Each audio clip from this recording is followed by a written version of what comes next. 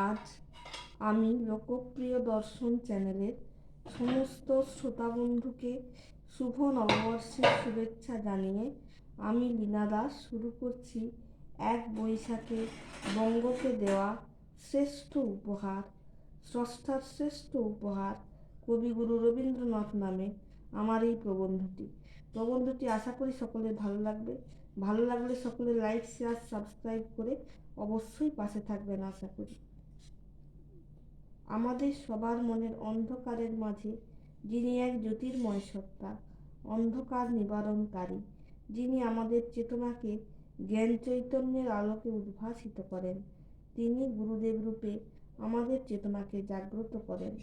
তিনি হয়ে বঙ্গতনয় হলেন বিশ্ব মানব রবীন্দ্রনাথ, যিনি আমাদের সামগ্রিক জীবন দর্শনের স্থপতি ও সামগ্রিক ঐক্যের মূল সুরে বঙ্গ সাহিত্য ও বিশ্ব সাহিত্যের মেলবন্ধন ঘটান, যিনি এই বিশাল বঙ্গ সাহিত্য ও বিশ্ব সাহিত্যের সঙ্গমস্থল, তিনি রবীন্দ্রনাথ।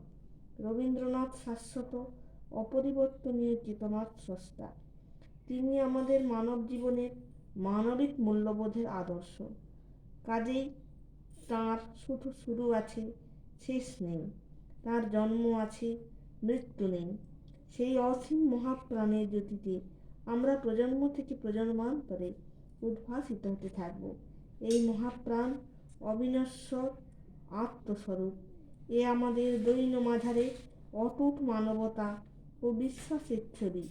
ব্রাহ্ম দর্শনের জীবনের নিরাকার ব্রহ্মের মূর্ত চিন্তন স্বরূপ রূপে তাঁর সঙ্গে আমাদের সম্বন্ধ স্থাপিত হয়েছে। সেই সম্বন্ধ আমাদের তাঁর নশ্বর দেহের সাথে নয়, তাঁর অবিনশ্বর আত্মা ও সৃষ্ট সাহিত্যের সহিত চিরকালীন সম্বন্ধ। তা যেন এক বিশাল দিঘি, যা ঘরে আনবার নয়, যাতে আমরা অপার শ্রদ্ধা ও সম্ভ্রমের সঙ্গে শুধু সন্তরণ করব। কবিগুরু ছিলেন আমাদের প্রাণের আরাম, মনের আনন্দ, দেহের তৃপ্তি আর দৈনন্দিন জীবনের শান্তি।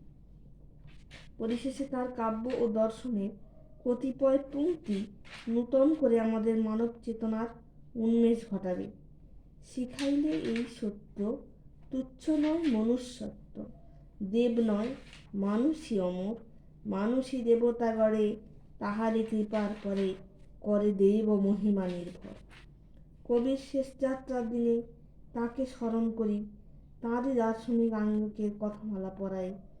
জীবনের পিছে মরণ দাঁড়ায়, আশার পিছে ভয়, ডাকিনীর মতো রজনী ভ্রমিছে, চিরদিন ধরে দিবসের পিছে সমস্ত ধরাময়। যেথায় আলোক সেইখানে ছায়া, এই তো নিয়ম ভাবে, অরূপের কাছে চিরদিন তাই এ ক্ষুধা জাগিয়া রবে।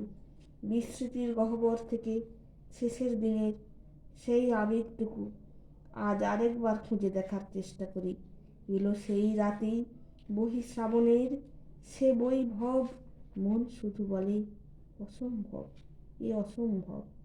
কবিরে ত্যাজিয়া রেখেছ কবির এ গৌরব, মন শুধু বলে অসম্ভব, এ অসম্ভব। সকলের সুস্বাস্থ্য কামনা করে সকলকে বৈশাখী শুভেচ্ছা আরেকবার জানিয়ে, ধন্যবাদ জানিয়ে আমি আমার বক্তব্য শেষ করলাম।